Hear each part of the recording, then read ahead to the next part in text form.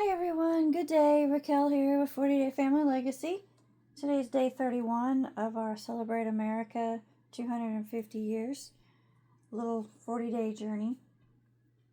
And today's scripture is this one always gives me a hard time saying it. 2 Thessalonians 3:10. If anyone will not work, neither shall he eat. 2 Thessalonians 3:10, and this was used on September 10th, 1608 by Captain John Smith at Jamestown. So Jamestown was the first English settlement that survived, and it had a very hard time. It wasn't a Christian community as it was being built and come over here. It was a commercial adventure, and King James of England was behind it.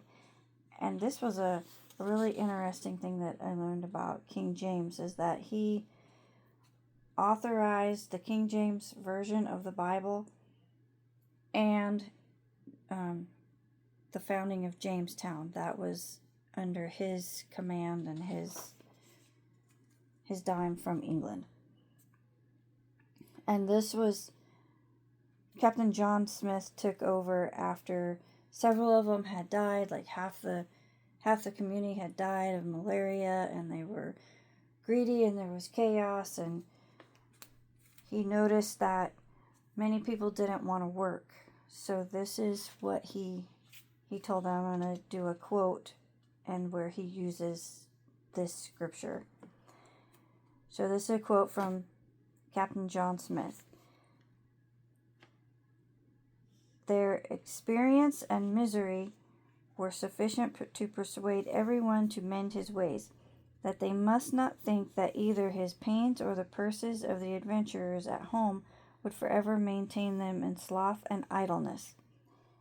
And that he knew many deserved more honor and better reward than was yet to be had, but that far the greatest part of them must be more industrious or starve.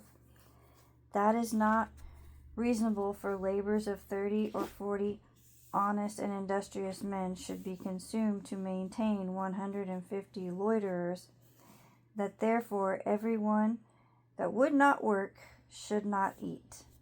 End quote. So I guess there was a lot going on that wasn't positive in that community, but after he did that, people went to work. People started living and not dying. Supplies came in, and then they grew their own crops, and they began to slowly start growing and thriving in the community. And that's something that really, I try to imagine that, how it was living back then.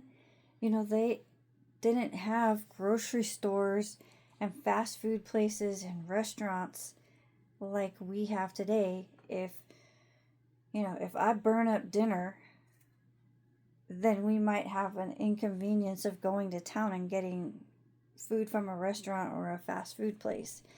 But back then, if you burned up dinner, that might be the only thing that there was.